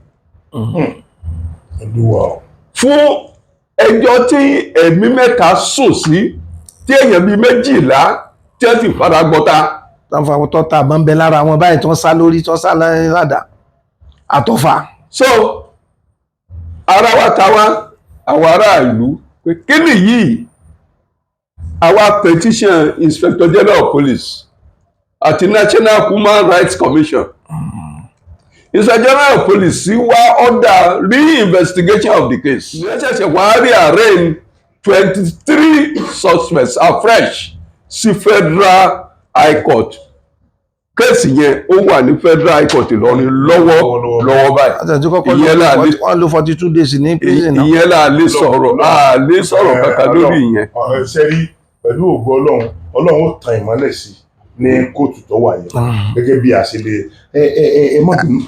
ẹ dákun lóòótọ́ o ìgbà tí Bukola ń bẹ mẹ́fọ́ dídí ọdún mẹ́jọ rẹ o àfi ṣe kéèsì ni o bẹ́ẹ̀ni Bukola Saraki bẹ́ẹ̀ ni àfi ṣe kéèsì ni o ìgbà tí Fatawa ń win ní kéèsì ní first tenure gọ́vnà Abdulfatai Ahmed ní January first tenure àwọn ní kéèsì January 29. níbi tí wọ́n sọ pé kí wọ́n lọ san gbogbo àríyá. bẹ́ẹ̀ni series of letter lakọ síjọba Fatai gbọ́nà fẹ́ kò ṣe kankan kódà tó fi di pé àwọn akẹgbẹ́ bàbá òun tún ṣe àgbéga fún wọn bí Bukola náà tún ṣe fún àwọn míì tẹ́lẹ̀ kódà ọba ìlú títí gọ́vnà Fatai Ahmed Olúpàkó Sàárẹ̀ ìrọ̀lù wọn àti ọba Jẹ́bà ní ipò lọ́balọ́ba ó wà nípò kíní lónìí Fatai lo àǹfààní yìí ipò òun jẹ́ ọmọ Sàárẹ̀ ó gbé ọba Sàárẹ̀ sípò kíní àwọn náà yà sí pé kán sanwó oṣù fún ọba Jẹ́bà despite the judgment. Orí ẹ̀ náà ni Abraham gómìnà tó ní òun náà tó ta ni wọ́n ń bẹ̀rù gangan. Ó ṣe ni láàánú. Orí ó dàbí lójú mi ó dàbí bí ìgbà tí èèyàn bẹ̀rù èèyàn pé èmi kọ́ ni mo ṣe ọwọ́ mi kọ́ ni ó ti wá. Ibi tẹ́ pé ká ti atọ́kùn ẹni tó yẹn bá rí ẹni tí ó bá pààyàn yìí ní ikú gbogbo tó bá lè fi dìfẹ́ǹdì kí wọ́n náà fi dìfẹ́ǹdì ara rẹ ni kò ju ọba lọ́rin lọ́ni ẹni tó ṣe pé presiding judge lòun náà ní court of appeal tí pé tẹ́ gbọ́dọ̀ máa ṣe dọ́gbadọ́gba ó wá ṣe ní láàánú pẹ̀lú ìrìn àjò tá à ń rìn Kwara. Olúwa ẹ ṣe brọ́dà mi ṣe rí èmi. Gómìnà tòní náà ti kọ ọ̀pọ̀lọpọ̀ lẹ́tà sóhun náà gbogbo first time ẹ o ìpè kan sanwó bàbá àmà tó ẹ̀fọ́n náà judgment. àfọ́n náà judgment kódà gbà tó ṣe campaign ó gba judgment. nígbà tó ṣe campaign wá jẹ́ bá tó ṣe campaign wá jẹ́ bá ó ṣe jẹ́ ó lè bá ṣe fún ìbá fi ẹ̀yìn lórí fóònù wọlé owó ṣàtúnṣe òun ṣàtúnṣe kò ti ṣàtúnṣe kankan. odidi ọdún mẹ́rin fi kalẹ̀ gómìnà òsì kankan. ó ní tó wà ń di ẹ̀. àmọ́ nígbà tó di ẹlẹ́ẹ̀kejì yìí tàwa tún wá kọ́lé nígbà tí ń bẹ first time tenure rẹ̀ ó ní lẹ́tà tá a kọ sílé ìgbìmọ̀ lọ́balọ́ba through DPM Moro local government nígbà tó àti ìyẹn local government council àbí tí àìsí ti ń bẹ́ẹ̀ bẹ́ẹ̀ a kọ lẹ́tà yìí ní around November ní 2019 bọ́nà fẹ́ 2020 October ni wọ́n tó give lẹ́tà yìí ní attention tí wọ́n kọ lẹ́tà sí Ministry of Justice ìpèsè káwọn ọmọ sanwó mọ́gàjí àbí baálẹ̀ fún bàbá ìpè tó rẹjọ́ ń bẹ ń kọ́ọ̀tù Ministry of Justice dé sí padà fún wa ìpè bàbá o ipò ọba láyé onígbéga ní Kwara tó ń recognize bàbá ò ní kéèsì kankan ní kóòtù against ìjọba náà sì ní against èyí tí ìjọba ní against bàbá kóòtù ti decide in favour bàbá èyí tí bàbá ní against ìjọba tó nígbà tí Fatai ń bẹ́ẹ̀ wọ́n fẹ́ báníṣì bàbá tó fẹ́ dìpọ́sì bàbá òní bàbá fi lọ ilé ẹjọ́ ìgbà tí ìjọba Fúlàmánù débẹ̀ àpadà settle out of court àwọn tí wọ́n lọ represent bàbá nílé iṣẹ́ ìgbìmọ̀ lọ́balọ́ba ọ̀nà ìbàbẹ́sà tó jòkó yìí mo wà ń bẹ̀. wọ́n wà nínú ìgbìmọ̀ tó lọ. bẹ́ẹ̀ni èmi mo lọ sójú ọba Jẹ́bà pẹ̀lú lọ́ọ̀yà ọba Jẹ́bà bẹ́ẹ̀ni pẹ̀lú aṣojú ọba Jẹ́bà. ẹ̀dẹ̀ ní ìpinnu ńjọ́ yẹn. we had padà settle matter yẹn jáde withdraw kéèsì okay nígbà tí gọ́fúnà míì wá gbà láti settle ẹ̀ but settlement yẹn náà ó yẹ kí payment yẹn lọ pẹ̀lú ẹ̀. kò tún wá lọ kò lọ tán ìwé táwọn ilégbìmọ̀ lọ́balọ́ba kọ sí Ministry of Justice pé kan sanwó fún bàbá ẹbí kọmíṣánná gba àwọn èmi yìí ṣèpàdé pẹ̀lú rẹ̀ ọ̀nàrẹ́bù wa tó represent wa ní House of Assembly níjọ́ náà lọ́hùn ọ̀nàrẹ́bù Dikínjọ Ọlárẹ̀wájú Bello òun náà ṣèpàdé pẹ̀lú kọmíṣánná yìí àmọ́ ní ohun tó ń fi kalẹ̀ tóun bá dán wò àwọn ajúnilọ́lọ́hun àwọn ó pa wọn orí ẹ̀ lẹ́yìn ìjọba àkọ́kọ́ ìyá sí kíní kankan ìyá sí àfiwá kọ lẹ́tà mi ní lẹ́yìn ọdún méjì tíwájú gómìnà yí padà again tó wá fún ní attention pé kán fi ìwé ránṣẹ́ sí òun lórí ọ̀rọ̀ bàbá, òun fẹ́ mọ ìdí tí wọ́n fi sanwó fún bàbá láti ya 2003, òun fẹ́ mọ̀ ìdí tí wọ́n fi withdraw grading bàbá pẹ̀lú òfin tó bá attach mọ́, òun sì fẹ́ rí copy judgement. Orí yóò la wà láti August tí wọ́n ti kọ lẹ́tà tí bàbá ti sign lẹ́tà personally. Bẹ́ẹ̀ ni ìrìn àjò ní lẹ́tà sì wádìí sí gómìnà náà wádìí pé kọ́ fún òun feedback táwọn ìlú pẹ̀lú àwọn afọbajẹ tó wá foríkorí. Ọwọ́ lè máa kọwọ́, ọwọ́ lè máa kọwọ́, ọwọ́ lè máa kọwọ́. Ẹ dákun ẹ jọ̀ọ́ torí Ọlọ́run, ẹ má bínú o, ẹ má bínú o. Tí n bá ní kí n máa ka mẹ́rin méjì mẹ́ta mẹ́rin ìlú aládé tó wà ní Kwara tó jẹ́ àwọn bàbá wa, bàbá àti Yorùbá, bàbá àti wa ni wọ́n ti wà sílẹ̀, ó mọ̀ máa tó 10. Ní ìlú kọ̀ọ̀kan. Organized chiefs ti bẹ ní Kwara South Senatorial District. 92 ni wọ́n. 92 ni recognize. 92. Adé Yorùbá làwọn ilé ẹlẹ́ǹdé. Pẹ̀lú ògbó Ọlọ́run. Now ẹ má bínú, reason tí mo ṣe ń béèrè ọ̀rọ̀ yìí ni pé ipa wo ni àwọn ọba wa nílẹ̀ Yorùbá, kó torí tí òjò bá ń pa ìkan ọ̀rẹ́ gbogbo wa ló yẹ kó jọ máa pa ẹ̀ẹ́dàkọ̀bá ipa ṣé gbogbo àwọn lọ́balọ́ba yẹn kò sẹ́ni kankan tó mọ nǹkan kan sí nǹkan yìí, torí pé ẹ̀rí pé mi ò bá ń sọ̀rọ̀ rí, mo dẹ̀ gbọ́ láti ibì kan kí n tó máa wá nọ́mbà kọ́lọ́hún tó jọ pé wọ́n fún mi ní nọ́mbà. Mo sọ fún yín pé bóyá ẹnìkan bóyá àbúrò yín kan ni mo kọ́kọ́ pè tó wà nílẹ̀ kan kí n tó pe ẹ̀yin tí mo fi wá rí pé yẹ ẹ̀sẹ̀ yìí gangan ni ẹni tó yẹ kí n pè tẹ́lẹ̀. Nítorí ẹ̀ ni mo dẹ̀ fi bí mo ṣe ń bá yín sọ̀rọ̀ lọ́wọ́, mo ṣe máa sọ̀rọ̀ lọ́wọ́lọ́wọ́ yìí, Ìlọrin ni mo wà, torí ọ̀rọ̀ yìí ni mo fi wá sí Ìlọrin, inú rúùmù mi lóòtẹ́ẹ̀lì làwọn báyìí, torí ọ̀rọ̀ yìí ni mo dẹ̀ fi wá sí Ìlọrin pé nítorí pé ó ní mí, ọ̀rọ̀ yẹn ní mí lára díẹ̀. Mọ́sálásí jíbọ̀ wọ́n sì ti wá gbé àwa. Mọ́sálásí mo ti lọ bá bàbá bẹ́ẹ̀ máa bọ̀ wọ́n láwọn lọ múra lè lọ múra bẹ́ẹ̀ ṣe wà ilẹ̀ lẹ́lọ bá mi ṣe. Náà ẹ dákun torí Ọlọ́run wa fẹ́ béèrè question sà, kí ni ìgbésẹ̀ táwọn lọ́balọ́ba wà nílẹ̀ Yorùbá, àwọn ọba Yorùbá ni mo ń sọ òbí sọ́ba fún mi, ọba Yorùbá tó ń bẹ ní Kwara State, ṣé wọn ò gbọ́ rárá ni àbí ìgbésẹ̀ wo ni wọ́n gbé? Ti Kwara mo kọ́ sọ èyí tí ìbá lọ síbòmí ti Kwara. Ọmọ bá ti sọ̀rọ̀ lẹ́ẹ̀kan ṣe rí, mo foríbalẹ̀ fún Adéo, ẹ̀yin bàbá wa lọ́balọ́ba, àforíbalẹ̀ fún yín o. Adéo pẹ̀ lórí òun pàtó pẹ̀lẹ́sẹ̀, irùkẹ̀ ló dókè ní mẹ́yìn lọ́wọ́, àmọ́ kò sí nǹkan kan lẹ́nì kankan wọ́n rí ṣe. Kò sí nǹkan kan lẹ́nì kankan wọ́n rí ṣe, kò sí. Ẹ jẹ́ kí n tó wá kó bẹ̀rẹ̀ torí mo mọ̀ pé ọba lọ́ba ń jẹ́. Ẹ jẹ́ ká wá sọ àpapọ̀ ọba nílẹ̀ Yorùbá, ṣé àwọn náà gbọ́ àbí wọ́n gbọ́ wọ́n gbé ìgbésẹ̀ yẹn stop nìkan, àbáwọn náà gbọ́ wọn ò gbé ìgbésẹ̀ kankan rárá? Ẹ sọ̀rọ̀. A lè sọ pé wọ́n gbọ́, a lè sọ pé wọn ò gbọ́, torí pé ọ̀rọ̀ ẹ ti kẹnu gan-an tó jẹ́ pé àwọn kan tí wọ́n jẹ́ agbódegbà bí tí wọ́n máa ń gbé ọ̀rọ̀ Yorùbá yẹ̀wò, wọ́n ti mọ̀ nípa ọ̀rọ̀ yìí. Mi mọ̀ bóyá àyè gbà mí kí n dárúkọ. Ó dàbí pé mo gbọ́ pé àwọn Afẹ́nifẹ́re ti pè orí ọ̀rọ̀ yìí. Afẹ́nifẹ́re renewal group particularly wọ́n wọ fully aware. Kí ìgbésẹ̀ wọn náà wá gbé? Wọ́n gbé ìgbésẹ̀ o, àwọn gbé ìgbésẹ̀, wọ́n try. Ó ní mo ṣe ní a ò mọ̀ bóyá nípasẹ̀ wọn àwọn lọ́balọ́ba wa gẹ́gẹ́ bí Ọ̀nìrìṣà àtàwọn ọlọ́ba ńláńlá bóyá wọn wà wẹ́.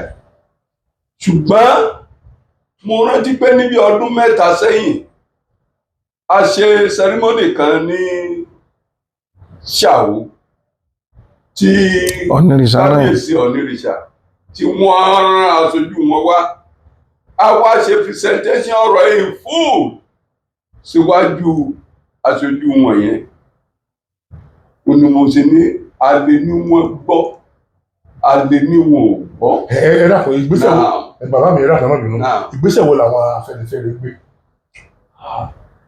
àkọ́kọ́ wọ́n ń wá sí Jẹ́bà wíwá sí Jẹ́bà wọn yóò ti tó bí ẹ̀mẹ́ta bẹ́ẹ̀ mẹ́rin ní àwọn Afẹ́nifẹ́re. ìgbésẹ̀ wo ni wọ́n á gbé lórí àwọn èèyàn àwọn bàbá gbogbo wa náà sáà lórí àwọn ọba. wọ́n ní a ṣe sọ pé ṣe mọ̀ ọ̀rọ̀ tí ò bá sojú èèyàn tẹ́ bá ní kọ́ mẹ́rin wá tọ́ ọ̀ bá rẹ̀ lè fi ilẹ̀ ọlọ́kùnrọ̀ o. tá a bá ní wọ́n gbọ́ tẹ́ bá sọ pé àwọn ò gbọ́ wọ́n bá sì láwọn gbọ́ ta ló sọ fáwọn. ẹ má bínú torí Ọlọ́run mo gbọ́ pé àwọn Afẹ́nifẹ́re yẹn pé ìpàdé àwọn lọ́balọ́ba kan pàápàá jùlọ lórí ọ̀rọ̀ kábíyèsí wa yìí ẹ má bínú o ṣe rí kó tó di pé mo pe àwọn èèyàn mẹ́ta ni mo ti kọ́kọ́ pè ṣe rí ẹni tó kọ́kọ́ sọ̀rọ̀ fún mi gan tó jẹ́ kí n mọ ohun tó ń ṣẹlẹ̀ yìí mi màá tó sẹ̀ mọ́ wá nọ́mbà ẹni yẹn lórí aago mi ni o náà ẹni tó ọdún mo dúpẹ́ lọ́wọ́ Ọlọ́run pé láfíà tí mo rí yín bá sọ̀rọ̀ tán mo padà pé mo padà rí ẹni yẹn pé bó ti èrò tó wọlé sórí aago mi ti pọ̀ jù àti wọ́n há orúkọ ẹni kọ̀ọ̀kan tó rí lágbájá ni kò ó nira fún mi náà nínú ọ̀tàn wọn tí mo gbọ́ sà ẹ má bínú o bóyá èèyàn wá fẹ́ mẹ́nu débẹ̀ ni kò yé mi o bó tilẹ̀ jẹ́ pé ẹnu yín kọ́ mo ti kọ́kọ́ gbọ́ òótọ́ níbi mo ti gbọ́ ṣùgbọ́n ẹ dákun tó bá jẹ́ òótọ́ ẹ bá mi yànnà náà wọ́n ní àwọn Afẹ́nifẹ́re yẹn wọ́n ní wọ́n ti pe ìpàdé lẹ́ẹ̀mejì ìpàdé àwọn lọ́balọ́ba lẹ́ẹ̀mejì lórí ọ̀rọ̀ kábíyèsí wa. renewal group lábẹ́ wọlé Ọ̀ṣun. bẹ́ẹ̀ni wọ́n ní wọ́n ti pe ìpàdé àwọn lọ́balọ́ba bí ẹ̀ẹ̀mejì fún ìjíròrò lórí ọ̀rọ̀ yẹn ṣé lóòótọ́ ni. bẹ́ẹ̀ni torí sábàbí programu kan ló ṣẹlẹ̀ ní Ìbàdàn University of Ibadan International Conference Center gbogbo àwọn lọ́balọ́ba kọ̀ọ̀kan náà ló wá láti ilẹ̀ West àmọ́ àwọn ti Kwara tán pè bí ọba Jẹ́bà nìkan ni wọ́n ríra wọn níbẹ̀. àwọn ti Kwara ò lọ. gbogbo tó fi pé gbogbo àwọn first class tó bẹ ní Kwara àtọ́dá notable tradition ruler tó jẹ́ Yorùbá ń Kwara wọn yọjú. ìpàdé lẹ́ẹ̀kejì tó tún ṣẹlẹ̀ la ṣe ní Adámọ̀sìngbà. wọ́n tún pè wọ́n náà ni. wọ́n tún pè wọ́n náà ni kódà Gani Adams bẹ́ẹ̀ bí ìjókòó níjọ́ náà lọ́hùn bàbá Láàfin bẹ́ẹ̀ níjókòó jọ yẹn. níjókòó lọ́jọ́ náà létà Láàfin of Ọ̀yọ́ ikú bàbá Yèyé Láyéwọlá Àtàndá. bẹ́ẹ̀ni síbẹ̀síbẹ̀ náà gbogbo àwọn lọ́balọ́ba ní Kwara yẹn. bàbá wọn wá ọba Jẹ́bà nìkan náà ló tún wà lórí ìjókòó. ó túmọ̀ sí pé wọ́n tún pè kan tí outcome yẹn lè jẹ́. wọ́n tún pè kan sí Council of Chiefs ní Ìbàdàn. House of Chiefs. The Secretariat. Afẹ́nifẹ́re náà ló organize ẹ̀. Afẹ́nifẹ́re renewal group. ẹ dàpọ̀ ẹ̀yin èèyàn mi ẹ̀yin ọmọ Yorùbá àtàtà ẹ dàpọ̀ mo rò pé ìbá mi bá ọ̀rọ̀ tí mò ń tà ń fàbọ̀ yìí lọ ọ̀rọ̀ yà máa ń pè ní ọ̀wẹ̀ ọmọ ńlá àárọ̀ nínú ẹ dàpọ̀ ẹ mọ̀ gbà mí àwọn lọ́balọ́ba ń bẹ nílẹ̀ Yorùbá ọba kan dẹ̀ ń jìyà Yorùbá ni mí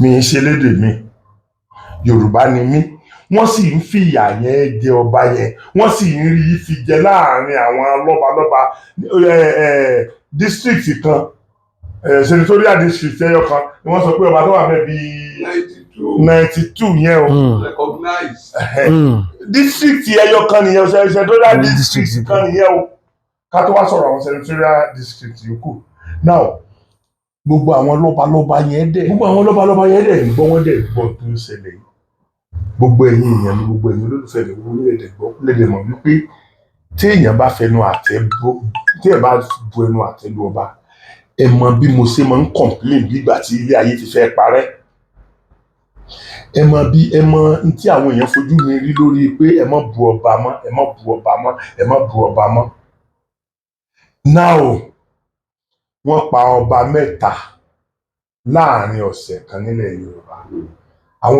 Àwọn ọba Yorùbá ò ti torí ẹ̀ dìde kí wọ́n pera wọn jọ o. Ṣé láti wá sọ̀rọ̀ ẹni tí wọn ò san owó oṣù fún láti yẹ̀wò 2003 láti 21 years. Yes, 21 láti 2003. Láwà sọ̀rọ̀ ẹni tí wọn ò san owó oṣù fún. Ẹ dákun mo fẹ́ béèrè torí mo fẹ́ káwọn èèyàn mọ̀ pé rẹ́rẹ́ ti rún lórí ọ̀rọ̀ yìí. Mo fẹ́ kẹ́ ẹ mọ̀ pé bàbá tá à ń sọ̀rọ̀ rẹ̀ yìí, bàbá yìí kì í ṣe kúrúǹtù. Mo fẹ́ kí wọ́n bá mi sọ, ẹ dákun ẹ bá mi sọ àwọn iṣẹ́ wo ni bàbá ti ṣe rí kí wọ́n tó dọba. Ẹ ṣeun. Ipò wo ni wọ́n ti dìmú rí ní Kwara State kan tó dọba. Ẹ ṣeun. Bàbá pẹ̀lú ìwọ̀nba ààyè tọ́lọ̀ ni wọ́n fi kàwé, ó yẹ pé agbára náà ni wọ́n fi lọ léèwé torí wọn lè lérò páwọn ó kàwé. Agbára náà lọ́lọ́run fi ní ẹnìkan ló ṣe sábàbí wọn ipe ọmọ lọ léèwé tóun náà sì padà di ọba ńláńlá ní Kwara. Òun tọ̀hún tó sì ṣe kò síjọ́ kan bàbá ò fi àdúrà pamọ́ fún un pé torí òun ló ṣàtọ́nà àwọn àtẹ̀gbọ́n wọn. Ẹ bá mi sọ̀rọ̀ tí bàbá yìí. Bàbá wà ní bàbá pẹ̀lú ìwé tí wọ́n kà wọ́n jẹ́ olùṣirò owó tí wọ́n rìtáyà accountant chief accountant lábẹ́ ìjọba Kwara State 1985. Chief accountant lábẹ́ ìjọba Kwara State government. Bàbá ti fìgbà kan jẹ́ state sub treasurer wọ́n pé gbogbo akoto owó Kwara gbogbo 1983 ọwọ́ wọn ló wà 82-83. Ọlọ́run ló ti yọ ọ̀wá tí wọ́n jíwó gbé àṣírí ti dá gbogbo ibi tí wọ́n lè gé olùbẹ̀rù Ọlọ́run ni. Ó ti ṣe accountant governor's office láyé ológun ní 1977. Bàbá wa ṣe ń rìtáyà ní 85. Àwọn tó nífẹ̀ẹ́ bàbá àwọn kan ń wá chairman local government fún wọn. Àmọ́ sísítẹ́ẹ̀mù Kwara níjọ́ náà lọ́hùn bọ́lọ̀ ṣe dá Kwara gbogbo ilẹ̀ yòókù wọ́n ṣe appointment ní full appointment ni. Àwọn ẹni tí ń bẹ lẹ́nu iṣẹ́ ìjọba làwọn fi ṣe chairman, ẹ̀yin tẹ́ sí lẹ́nu iṣẹ́ ìjọba àwọn fi ṣe member council. Ọ̀rọ̀ tàná ti ṣàwó tí à ń sọ yìí kábíyèsí ń bẹ lẹ́nu iṣẹ́ ìjọba òun ló wá jẹ́ chairman Moro local government wa. Wọ́n wá fi bàbá náà ṣe nominated council member tó ń jẹ́ councillor. Níjọ́ wọ́n ṣe swearing bàbá lónìí ó dijọ́ kẹta wọ́n tún ṣe swearing bàbá fún appointment mi as a member of public account committee fún Kwara State government. Fún the whole Kwara State. Bẹ́ẹ̀ni níjọ́ keje rẹ̀ appointment mi tó bá bàbá ni wọ́n tún ṣe swearing bàbá nínú gọ́ọ̀mẹ̀ntì àsùnkàn náà ni. Ló ṣe ìyá gómìnà kan lẹ́nu àtàkùn gómìnà ó ní ìwọ nìkan lọ ń bẹ state ni ìgbẹ́tọ̀ yín yòókù ẹ̀yà múra kẹ́yìn náà sí dáadáa. Wọ́n yan bàbá sí mẹ́mbà panel eléṣe of Ìgbàjà chieftaincy panel tọ́sù tó ti pọ̀ ọba Ìgbàjà tí ń bẹ́ńbẹ̀ lónìí kábíyèsí ọba Arépo sábàbí àwọn bàbá ni. Kò sí tóun náà bá rí bàbá mọ́ ń bá bàrà bàbá ni níta débàrà ní kó bàbá mọ́ra ni. Ọlọ́run ó pẹ̀lú rẹ Ọlọ́run ó pẹ̀lú rẹ tọ́ títí tí bàbá sì fi. Ẹ dákun torí Ọlọ́run ẹ mọ̀ bínú kí ni èjì bàbá báyìí. Bàbá lọ́wọ́ báyìí bàbá is 101 years old. Torí ojú wọn tí mo rí náà picture yẹn bá lẹ́rù pé bàbá yìí ti dà 101. Bẹ́ẹ̀ni. Tí Ọlọ́run ọ̀bọ̀ wá fún bàbá lérò àwọn ọmọ bíi irú yín kí ni bàbá ò bá máa jẹ dé ni. Ká dúpẹ́ fún Ọlọ́run ni torí a dúpẹ́ fọ́lọ́run lẹ́yìn federal pension tí bàbá ń gbà torí kó tó di pọ́n create state bàbá ti ṣẹ́ ní gbogbo òkè ọ̀rọ̀ láti federal pension tí bàbá ń gbà wọn tí create state gbogbo tí ń jẹ́lẹ̀ àríwá ni bàbá ti ṣiṣẹ́ ní north east ní Maiduguri north Kaduna Sokoto Bauchi gbà wọn create state 1967 ní bàbá lóhun fẹ́ máa lọ state òun gbogbo àwọn tó ti categorize sí period ìgbà yẹn wọ́n classify àwọn as a federal ìpè federal ni wọ́n bá ṣiṣẹ́ òun bàbá fi entitled sí that federal pension share remaining 9 years torí bàbá serve for 30 years in service. Ṣé pension Pension Nàìjíríà ni- so tó jẹ. tọ́ bó ṣe rí nù ntí àwọn ọmọ bá ojú sálárì kan tó jẹ ojú tọ́ lẹ́kọ̀ọ́. ntí bàbá tọ́lọ̀ ní kó ọlọ́run ò dá ní kára àwọn torí owó tí ò rí tí ò kúndùn nígbà tí ń bẹ lẹ́nu sẹ́. Adákan náà bínú àbọ̀ mi ló wá rè ẹ̀yin ọmọ Yorùbá gbogbo wa à ń jí àsùnkàn pé kí Yorùbá ó di ọ̀kan kí wọ́n fún wa ní Yorùbá region àti ètò láti wọ́n fà á sẹ́yìn pé òkè region wọ́n jẹ́ region yẹn máa fún wa bá àti ìdádó country mọ́ ẹ fún wa ní region ẹ jẹ́ kí regionalize Nàìjíríà kọjá pé nǹkan tí region kọ̀ọ̀kan bá ń rí ni wọ́n máa fi bọ́ra wọn ni wọ́n máa fi tẹ̀síwájú region yìí náà ni Awólọ́wọ̀ ṣe ń jọ sí tí ó fi ṣe UI nìbàdàn bẹ́ẹ̀ni tó fi ṣe Ọbáfẹ́mi Awólọ́wọ̀ University nífẹ̀ẹ́ tó fi ṣe UCH bẹ́ẹ̀ni UCH nígbà tí UCH jẹ́ ìbẹ̀rẹ̀ ọ̀pọ̀lọpọ̀ àwọn pírẹ́sídẹ́ǹtì orílẹ̀-èdè ní Áfíríkà ló jẹ́ pé ibẹ̀ ni wọ́n ti máa wá ń gba ìtọ́jú báwọn àwọn gọ́fúnà tí wá sí ń lọ gbà tẹ́jú nílùú òyìnbó ń sìn. Now ibi tí mo wá ń sọ̀rọ̀ lọ ní sá ẹ̀sìn sá ìṣòro ọlọ́kùnrin wọn fi dúpẹ́ ṣé báàtún ṣe NDA náà nìyẹn tí ìjọba bá tiẹ̀ wá padà fún wa ní autonomy yẹn tá a wá dá dúró láàrin ara wa ẹ dákun ẹ fi ìfẹ́ hàn mí láàrin ọmọ Yorùbá báyìí nínú gbogbo tí ń bẹ nílẹ̀ tẹ́ ẹ̀ ń gbọ́ yìí àníṣe ọba mẹ́ta kú láàrin ọ̀sẹ̀ kan ní tí ìgbọ́ pé gbogbo àwọn ọba ilẹ̀ Yorùbá pera wọn jọ sí ojú kan tí wọ́n ṣe ìpàdé káti ẹ̀ ní òkè wọ́n ti pọ̀ jù wọ́n lè má rí họ́ọ̀lù tí ó gbà wọ́n káti ẹ̀ wàá mú òkè ní stéètì kọ̀ọ̀kan ẹ mú 15 or 20 nílẹ̀ Yorùbá kí wọ́n tiẹ̀ wàá jọ pé ikú tó ń pojú gbà ẹ̀ ni òwe ló ń pamọ́ ni mo tó fi sọ̀rọ̀ sẹ́yìn pé bí ọ̀sẹ̀ kan àbọ̀sẹ̀ méjì sẹ́yìn sí mo tó fi sọ̀rọ̀ tó mo pe àwọn ọba yẹn síbẹ̀síbẹ̀ náà kọ lọ́rọ̀ sí ní ọ̀pọ̀lọpọ̀ wọn èmi kì í yájú sọ́ba ṣùgbọ́n ọ̀pọ̀lọpọ̀ ọba alẹ́ Yorùbá wọn sì dáadáa ló dẹ̀ máa ń gbẹ̀yìn dáadáa ló máa ń gbẹ̀yìn dáadáa mo kàn fẹ́ kí ẹ̀yin ọmọ Yorùbá ọmọ oríṣìí tí mo fi gbé iṣẹ́ àtúntò láàrin àwọn ọmọ Yorùbá kó tiẹ̀ tó wá di pé Ọlọ́run wà fún wa láǹfààní àti rí nǹkan tá a fẹ́ gbàgbà iṣẹ́ tí mo gbé dání yìí ẹ dákun torí Ọlọ́run ọ̀pọ̀lọpọ̀ nǹkan ni mo ti expose sí ilẹ̀ Yorùbá àwọn kan wà tọ́lọ́run ti fún wa ṣe lórí ẹ̀ torí mo ní àǹfààní àti báwọn àgbààgbà bíi méjì mẹ́ta sọ̀rọ̀ tí wọ́n dẹ̀ ti ń ṣiṣẹ́ lórí àwọn nǹkan yẹn lọ́wọ́lọ́wọ́ gbogbo aṣọ kọ́lá àṣà lóhùn gbogbo nǹkan náà kọ́ ni mo máa sọ lórí íńtánẹ́ẹ̀tì ṣùgbọ́n àwọn ọba wa nílẹ̀ Yorùbá látòrí bàbá wa Ọọ̀ni of Ifẹ̀ àti gbogbo àwọn first class ọba tó wà ní ilẹ̀ Yorùbá ẹ̀dẹ̀ ńlá ojúlẹ̀ tàlùbọ́dẹ̀ tí ń wo ọmọ yín lọ́wọ́ báyìí odidi ọba kan láti 21 years wọn àgbà sálárì èdè wọn sì wà lórí òye yẹn tó bá dé pàwọn aráàlú wọn ò fẹ́ wọn ẹ mọ̀ pé wọn ó ti lérú ọba bẹ́ẹ̀ dànù oríṣiríṣi àdánwò ló ti máa ṣẹlẹ̀ nù tí wọn ó ti máa kírètì fún wọn nítorí àwọn ìlú ò fẹ́ràn wọn ṣùgbọ́n síbẹ̀síbẹ̀ pẹ̀lú pé wọn ò fún wọn lówó náà àwọn ọmọ ìlú ò complain ọ̀kan lára àwọn olóyè wọn ni ìgbà tí kábíyèsí ò rí gbà ṣe ni olóyè ò àrígbà kábíyèsí gangan wọn àti ìrì sálárì gbà ṣé tàníwàá máa san ti àwọn olóyè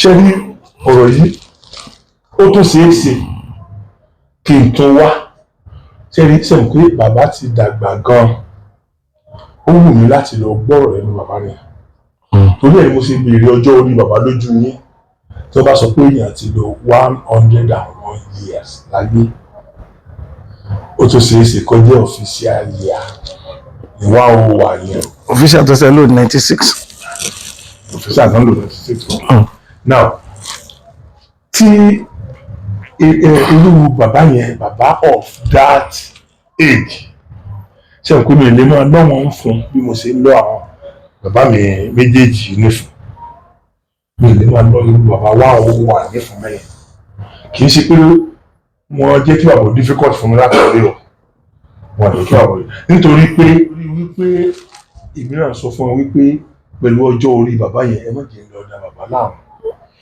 ẹ̀yin méjèèjì yẹn ti tó fún mi láti bá mi sọ̀rọ̀ gbogbo tí mo lè gbọ́ lẹ́nu bàbá màá gbọ́ látẹnu yín mọ́sọ̀ èèyàn rẹ̀ represent bàbá lórí ohun gbogbo lómìdó àlẹ́ ti gbọ́ bí ẹ̀ka ìméjì náà tó jẹ́ pé bàbá nínú represent wọn àlẹ́ gbọ́ pé àsìkò ìgbà náà tọ́ ọ̀pọ̀lọpọ̀ ìgbà tí ọmọ bíbí inú wọn náà represent wọn. So ń sìn ibi tí mò ń bọ̀rọ̀ lọ ni wípé níbo ni ilé ayé àwa Yorùbá fẹ́ wó sí pẹ̀lú nǹkan burúkú tó ti gbilẹ̀ láàrin wa yìí tí wọ́n lè fẹ́ skata wa bí ìbú ọba lọ wọ́n fẹ́ kó sùn ságà ṣé kí wọ́n á sọ pé bàbá wa ọba Jẹ́bà ṣé kí n sọ pé wọ́n lọ pa ilà ẹ̀kẹ́ wọn rẹ́ kí wọ́n pera wọn Fúlàní àbí tí ó bá jẹ́ pé bàbá náà tó bá jẹ́ pé irú àwọn bàbá tí gbàbọ̀dé ni àwọn ọ̀pọ̀lọpọ̀ ni àwọn èèyàn ni ó ti bá wọn sọ̀rọ̀ pé ṣe báyìí tó bá ṣe báyìí ààyè sí nǹkan yẹn láì mọ̀ yẹn ṣẹgbọ́ now tí bàbá yẹn sì fi àkékọ́rí pé òun ò ní dìnnà òun ọmọ bíbí Yorùbá lòun bàbá tó bí òun Yorùbá ni bàbá tó bí bàbá òun Yorùbá ni ibo wá ni kóun ti pò ń bá Fúlàní pàdé. Atọ́kùn. now bàbá mi ẹni nǹkan tó fẹ́ sọ. àwọn ẹ̀rí méjì kan bẹ̀ ó tẹ̀ tó mẹ́ta judgment tí à ń sọ yìí ẹni tó wá jẹ́rìí láti inú palace àwọn Fúlàní tí ń jẹ́ àbúrò ìyá Emir Ìlọrin tóun ṣe district head Bòdìsá àdújọ́ náà òun náà ó ti jẹ́ Ọlọ́run nípè o wọ́n ń bínú kóòtù wípé wọ́n ń bínú kóòtù èdè wo ni ilẹ̀ Jẹ́bà nígbẹ́nu judgment yìí o ó ní Yorùbá ni àwọn Jẹ́bà wọ́n lẹ́yàwó ni wọ́n ó ní gbogbo Jẹ́bà ó ní majority wọn àwọn orí tó 65 to 70% pé ó ní Yorùbá pọ́nbélé ni wọ́n ẹ̀rí kan nù. lẹ́yìn àwọn elédè míì tó wá ń bá wọn gbé. elédè míì tó wá bá wa gbé torí Ìgbò ń bẹ ní tó náà bówó tó wá sówò Haúsá ń bẹ tó wá sówò lópé ń bẹ tó ń bẹ létí omi kódà ìjọ ń bẹ odò làwọn náà tọ̀ wá tó wá pẹja tó sì sọbẹ̀ dílé àmọ́ tóun sọ gẹ́gẹ́ bí ẹ̀rí tiẹ̀ òun nù. òun àgírí pé Jẹ́bà ilẹ̀ Yorùbá ni ó ń bẹnu ìwé yìí. ìpara tó máa mú kẹ́ ẹ gba judgment àyè náà nìyẹn. èkíní nù ẹ̀kejì nínú ọ̀rọ̀ ẹ̀rí mi ga odò láyé rẹ̀ mú kọ́lọ̀bà adẹ́lẹ̀ fún wọn tó ń dàdàkú àdá ọmọ Ìlọrin tó fi Ìbàdàn sí jókòó ẹ lọ lè gbọ́ orin rẹ́kọ̀dù tó ṣe tó fi kí Ọlọ́fà tàná ibẹ̀ ló ti kí Àìṣà kan Ìjẹ̀ṣà máa Olúpò lájàṣẹ́ ibẹ̀ ló ti kí ọba Jẹ́bà tòníṣó bí o kò máa jẹ́ kógun ọjà lù lọrin òkè Ìkẹsà ò jẹ́ kógun ọjà Jẹ́bà ńlẹ̀ Adébára lílẹ̀ adé Àkànbí ọba Àjẹ́bà ti ń sọlá lórí pátákò Àjàdí ọ̀gán ọba Àjẹ́bà ti ń sọba lórí pátákò èyí ò dúbà wọ́n ń pe lórí kan náà ní Àjíbáyé níjọ́hun àwọn tó ń bẹ nílẹ̀ lọ́rin bí ló mà kí ni síngà tó máa ń tẹ̀ tó máa ń fọwọ́ yí rẹ́kọ́ọ̀dù rẹ̀ ló máa ní bẹ́ẹ̀ ni ẹni ọba mélòó lọ́ba tí mo mà ọba Kèlání ọba Kèlání ọba nílọrin ọba Ìlọrin gbà yẹn ní pé o Kèlání ọba ní kinní kan ní Ṣakí Ọ̀kẹ̀rẹ̀ ọba ní Ṣakí Adébára ọba níjẹ̀bà. ṣe rí báwọn yẹn ò tiẹ̀ kọ́ báwọn yẹn ò tiẹ̀ fi wọ́n kọ́ gbogbo ìtàn tí ó rọ̀mọ́ tá a ti sọ yìí náà ṣe rí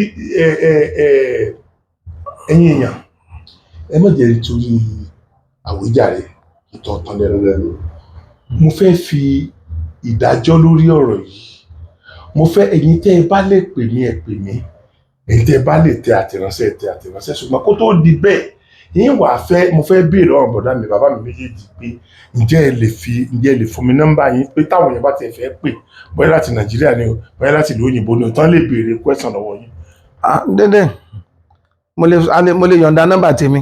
ẹ dákun máa kí n tó sọ ẹ kọ́kọ́ sọ nọ́mbà tiyín náà tẹ́ bá fẹ́ pè wọ́n tẹ́ fẹ́ tún béèrè tẹ́ fẹ́ tún ní ìmọ̀ sí lórí ọ̀rọ̀ tá a sọ yìí ẹ ní àǹfààní àti pè wọ́n ẹ sọ nọ́mbà yín sá. nọ́mbà mi náà ni 080 340 99 758 lẹ́ẹ̀kan sí 080 340 99 758. bàbá mi ẹ dákun yín náà fún wa. 080 33 57 67 18 ẹ bá pẹ̀lẹ́ náà sí. 080 33 57 67 18. ẹ ṣeun ṣe rí ẹ̀yin èèyàn mi pàápàá jùlọ ní diaspora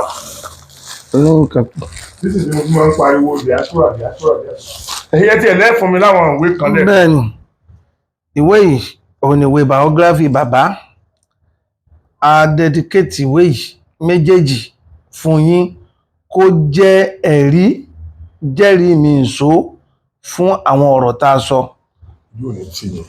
ojú ò ní tì ok èmi náà tó wá dedicate ìwé yìí fún gbogbo ẹ̀yin ará diaspora pátápátá èyí ni mo dedicate ìwé yìí fún ìwé bàbá mi bàbá wa ọba Jẹ́bà òun ni eléyìí so bàbá gangan lè ń wò yìí bàbá gangan lè ń wò lẹ́yìn. nígbà wọ́n ṣe 90th birthday náà. ìgbà tí wọ́n ṣe 90th birthday ayẹyẹ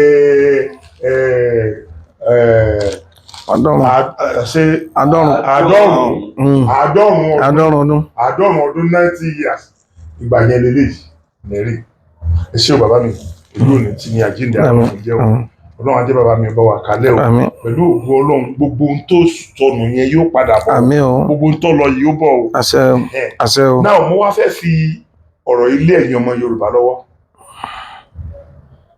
mo fẹ́ pe gbogbo ẹ̀yin ọmọ Yorùbá mo ti pe àwọn lọ́balọ́ba mo ti bẹ̀ yín tó bá wù yín ẹ ṣe gbogbo ohun tẹ́ ẹ bá ṣe lénìí ọ̀rọ̀ ọ̀tàn ni ó dà lọ́la ọ̀kan nínú yín ni ó gba sálárì fún 21 years tí ó sì kú lórí ìwọ̀nba gbogbo tí wọ́n fi lò lábẹ́nú tí ó jẹ́ kí nǹkan ó túbà padà túṣẹ́ kó gbà nítorí pé wọ́n ní àwọn ò lè rí sàpépà rà táwọn ó fi pa ìlà ẹ̀kẹ́ àwọn ẹrẹ́ gbogbo tó ń dá wàhálà ilẹ̀ náà ọmọ Yorùbá ni mí ni o. bàbá ọ̀rọ̀ ń gbé mi ní bù mí jẹ́ ni ìgbà tí bàbá wà ní Sókótó wọ́n wá ń ka Kùránì nínú àsìkò àwẹ̀ báyìí wọ́n wá jókòó Fúlàní kan tí wọ́n ń kiri wà fúnnúnú ìwọ̀n wo bàbá báyìí níran ìpè ṣé ó wá sọ èdè ní Haúsá ṣé Yorùbá tó walẹ̀ sẹ́kẹ̀ àṣọ náà tó lè máa ké Kùránì àwọn ọ̀rọ̀ yìí ń bẹ nínú ìwé yìí o. àwọn wọ́n ní Kùránì. ìmọ̀ iná ni ó wá ní nǹka lódùn lẹ́nu rẹ̀ báyìí ẹni tó contribute nípa bàbá former chief information officer for the state late Alhaji Adisa Oníkòkò ọ̀rẹ́ bàbá ni ìgbà tó wọ́n jọ wà Sókótó ni wọ́n lọ sí kọ́ọ̀sì ní London bàbá ló fi ọmọ Ìlọrin bíbí Ìlọrin ni bàbá ló fi ṣe next of kin kódà àwọn ilé wọn mọ̀ kó travel ó ní tẹ́ni ti bá ṣe òun lọ́hùn bàbá next of kin ní kọ́kọ́ gbogbo ẹrù òun fún nǹkan kan òun bẹnu tribute tẹ́ni òun kọ́ ń bẹ nínú ìwé yìí ń bẹ nínú ìwé yìí. ẹ̀yin ọmọ Yorùbá ká má fi ọ̀pá pọ̀lọpọ̀lọ péjọ ẹ ní àǹfààní ṣẹ́rí mo kọ́kọ́ fẹ́ sọ kankan mo dúpẹ́ lọ́wọ́ Ọlọ́run pé Ọlọ́run ò jẹ́ ká wá tọrọ owó lórí íńtánẹ́ẹ̀tì fún bàbá mo dúpẹ́ pé Ọlọ́run fún bàbá ní àwọn ọmọ tó láàkànláàkà ṣùgbọ́n síbẹ̀síbẹ̀ náà gẹ́gẹ́ bí ipò tí bàbá wà 101 àtèmi àtẹ̀yìn nígbà àgbàgbà tá a ti ní nọ́mbà àwọn tí wọ́n jẹ́ ọmọ fún bàbá méjèèjì lọ́wọ́ wàláì kò sí nǹkan tá a lè ṣe fún bàbá. ẹ ṣeun. mo dẹ̀ mọ tí wọ́n ń pe ẹ̀yin ará diaspora mo mọ ń tẹ́ ẹ lè ṣe mo mọ ń tẹ́ ẹ lè ṣe. mo kàn fẹ́ olóòtú mo kàn fẹ́ ń bù mí jẹ ni. ẹ wò àdìpájọ rẹ. ẹ bẹ́ẹ̀ ni ń bù mí jẹ ni ẹni tí ò gbowó oṣù tí ò gbà kankan ọlọ́run dábìrà fún bàbá àfin bàbá ibà wọ̀ àfin ọba first class mi Kwara gan ò dábẹ́ àmọ́ bàbá ò lọ́kọ̀ o torí bàbá kò wálé ayé máyà best 230 v-butu bàbá ò wálé ayé máyà. Èmi bàbá ò wálé ayé máyà tuntun ṣùgbọ́n mi ò tó wà tọrọ bá ṣe bàbá gbogbo ẹ̀yin èèyàn mi àṣebẹ́ nìkan ló mọ́tò tẹ̀lé tí gbogbo àṣebẹ́ pé mi ti mo ti rí ẹnìkan ló bù mí. So àwọn olóyè wá dúró ti bàbá tí bàbá bá pè wọ́n lọ́wọ́ kan báyìí wọ́n ẹ̀ tẹ́ ní ti jẹ́ kí bàbá tẹ bọ́tìnì délẹ̀ bàbá wàá wò báyìí pé òun ní àwọn èèyàn. màá wá bẹ àwọn ọmọ Yorùbá màá wá bẹ àwọn ọmọ Yorùbá ìwọ̀nba àgbà tó kù tí Ọlọ́run yọ̀ǹda kí bàbá ó lò pẹ̀lú wa màá fẹ́ kí ẹ bá mi dùn wọ́n nínú bá tẹ̀ fẹ́ kí wọ́n rí i pé ìgbà tí Sokoti dá sí ọ̀rọ̀ tó wà nílẹ̀ yẹn ìyàtọ̀ bá kí bàbá mọ̀ pé ìyàtọ̀ bá tú àwọn méjèèjì gbogbo alẹ́ rí àkáǹtì bàbá gbà gbogbo ẹnikẹ́ni tó bá mi tọrọ bàbá ò wọn ṣàìsàn o ebi Ọlọ́run jẹ́ kébi ó pa náà lẹ́nu tó yẹ pé nínú ààfin àwọn lọ́balọ́ba ní Kwara State ṣàṣàlẹ̀ tó dáa tó ààfin wọn so tó túmọ̀ sí wípé ebi ò pa wọ́n self-help náà ni wọ́n dẹ̀ fi kọ́ nítorí pé ìlú yẹn ṣàgbà ti bàbá òkè bẹ́yìn ìjọba bá lẹ́yìn ọ̀gbà bàbá àti wa nìyẹn kò sí ibi tí bàbá yẹn ń lọ so mo tún fi àsìkò yìí mo tún fi kí àwọn èèyàn ẹ dákun mo fi gbogbo ohun tí ẹ dà láyé mo fi bẹ̀ yín mo fẹ́ kí ẹ bá mi wo bàbá tó decide pé òun ò ní pa orúkọ òun dà gẹ́gẹ́ bí ọmọ Yorùbá láti jẹ́ elédè míì tàbí ẹlẹ́yà míì nítorí kójú ọmọ bá pọ́n òun kí àtijẹ àti mú òun kọ́ mọ́ bá nira that is enough fún wa láti mọ̀ pé bàbá àwa Yorùbá ni wọn ń ṣe bàbá àwọn tó jókòó yìí nìkan gbogbo ọba nílẹ̀ Yorùbá bàbá àwa Yorùbá ni third class ọba nílẹ̀ Yorùbá bàbá gbogbo Yorùbá ni so mo bẹ̀ yín ojú òní tì mí tó bá ó possible kí n padà lọ sí Jẹ́bà torí Jẹ́bà ni mo fẹ́ lọ tẹ́lẹ̀ kí n tó pe brother mi padà pé ẹ ti sọ fún mi pé ẹ nílé ní ìdẹjọ́ kẹ́yìn náà bá mi wá láti Jẹ́bà kí mi náà wá láti Ìbàdàn ká pàdé ńlọrin ó ní àfi wá sí hòtẹ́ẹ̀lì tí mo dé sí ní àwà yìí so ẹ dákun torí tọlọ́run anybody tó bá ní nǹkan tó fẹ́ bá bàbá sọ tàbí tó bá fẹ́ bá àwọn ẹ̀gbọ́n mi sọ ẹ pè wọ́n aago wọn lè ti gbọ́ yẹn anybody tó bá fẹ́ ní nǹkan tó fẹ́ bá wọn sọ náà ẹ lè anybody tó bá fẹ́ ní nǹkan tó bá fẹ́ bá wọn sọ náà ẹ lè pè mí náà èmi náà á pe àtẹ̀ránṣẹ́ wọn màá lè deliver message ṣùgbọ́n gbogbo tó bá jẹ mọ́ pé ẹ fẹ́ fi ran bàbá lọ́wọ́ àwọn ẹ̀gbọ́n mi méjèèjì lè fà á ní bóyá kí wọ́n lọ bá wọn gbé mọ́tò kan bí báyìí ni. ẹ náà lẹ́sẹ̀ tọ́nà tí ìdọ́dọ̀ bàbá. bóyá ok bàbá mo fẹ́ ra mọ́tò báyìí fún yín bóyá ní o àwa mẹ́tẹ̀ẹ̀ta ẹlẹ́lẹ́ lò ibi tá a bá dé ibi tá a mẹ́tẹ̀ẹ̀ta bá dé àtúngbọ́dọ̀ jẹ èkó mọ́yán mọ́ àgbọ́dọ̀ jẹ èkó mọ́yán mọ́ tí ìbá sí pé òun náà èèyàn bá fẹ́ kó rí òun ó burú lọ́jọ́ alẹ́ èèyàn gbọ́dọ̀ jẹ èkó mọ́yán mọ́ so gbogbo èèyàn ọmọ Yorùbá gbogbo èèyàn ọmọ Yorùbá mo fẹ́ kẹ́ dúró ti bàbá yìí nítorí pé wọ́n refuse láti denounce pé ọmọ Yorùbá làwọn wọ́n dẹ̀ sọ pé gbogbo àwọn kí láwọn fi ń pa nǹkan lẹ́yìn sandpaper gbogbo àwọn sandpaper táwọn ń rí kò lè tó pa ìlà ẹ̀kẹ́ àwọn rẹ́. àníjọ́ tí àwọn kan tó ń tàbí bàbá ní àwọn gbẹ̀sìn lóòótọ́ Ọlọ́run ní káwọn rìn nínú káwọn jinlẹ̀ nínú ìsìn Islam àwọn tó gbé àwọn àtàwọn tó sẹ̀ǹkalẹ̀ Ṣàngó ni Ṣàngó ni ṣẹgbọ́n Ṣàngó ló sẹ̀wọ́n Ṣàngó ni tó bá yá ẹ mọ̀ wá àwọ̀ àmọ́ fi ẹsẹ̀ pa gbogbo nǹkan lára ibi tá a fi ẹsẹ̀ pa nǹkan lára dé ibẹ̀ náà lábàá èmi ò ní kí mùsùlùmí ọmọ wa mi ì ní kí kìrìsìtẹ́nì ọmọ wa ṣùgbọ́n ẹjẹ́ lẹ́sìn àbáláyé náà ò ṣe tí kálukú pẹ̀lú tiẹ̀ ni ẹni tó ti lọ sọ́dọ̀ ẹlẹ́sìn àbáláyé tí wọ́n dẹ̀ lọ bá bọ̀ sùn tó ti ná gbàdá tó ti ná gbòòrò tí ò rọmọ bí tí wọ́n lè lọ bá bọ̀ sún tí wọ́n lè sọ pé yóò gbọmọ wá ṣe àjọ̀dún ọdún tí ń bọ̀ tó lè gbé wá sẹ́rù yẹn ṣé yóò sọ̀rọ̀ wọn láì dá ṣé tẹ̀yìn bá ń sọ̀rọ̀ wọn láì dá ṣé ẹgbẹ́ dúró ẹni yẹn náà tó pẹ̀lú yín bá wọn sọ̀rọ̀ wọn láì dá. so Ọlọ́run lè mọ̀ ní òde lójú sí yín bàbá mi méjèèjì mo dúpẹ́ lọ́wọ́ adúpẹ́ Ọlọ́run ní jẹ́ kẹ́ fojú sunkún adúpẹ́ o adúpẹ́ bàbá yẹn wà ní fojú sunkún yín àmín gbogbo ọdún yòówù tí wọ́n bá lò láyé wọn ní fojú sunkún yín ẹ̀yin lẹ́gbẹ̀yìn wọn ìgbẹ̀yìn bàbá wà á dùn kọjá gbogbo tí wọ́n bá bọ̀ láti òní lọ ilé ayé wọn bẹ̀rẹ̀ sí ní dùn kọjá tí wọ́n ti ń bá bọ̀ láti. níbi wọn kó ìnira bá bàbá gba ìmọ̀nì ni ìyá tó gbé mi yìí olórí Ajára Àdùkẹ́ Adébárà ọdún karùn-ún tí October ọdún yìí ní òpó ọdún 5 tó jáde láyé ẹni tó jẹ́ ìyáálé wọn olórí Mariam Lárúbá Adébárà ó yìí ń sẹ́ ń lọ bí oṣù 8 tó jáde láyé ní ààfin òun náà.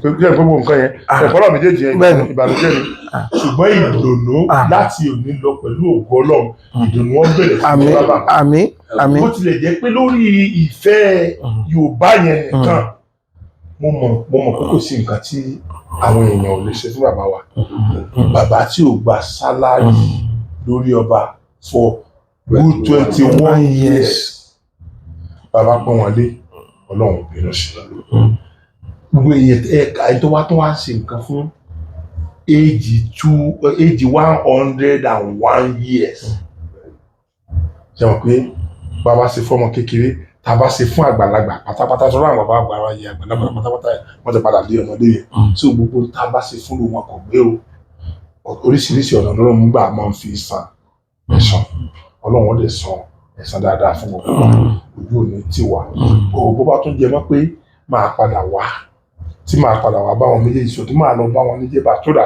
máa tiẹ̀ fẹ́ kí bàbá náà sọ ọ̀rọ̀ bíi méjì ẹgbẹ́ wọn èyí náà bu wọn tó máa padà wá adúpẹ́ fọlọ́ máa lè promise yìí pé ẹ padà gbóhùn bàbá yẹn lọ fi but ìdùnnú mo fẹ́ kẹ́sì máa fi gbóhùn wọn láti òní lọ gbogbo tí ó jẹ́ ìdùnnú tí múnú èèyàn jọ kalẹ̀ ẹ bá mi ṣe fún bàbá ojú òní tí èèyàn mi.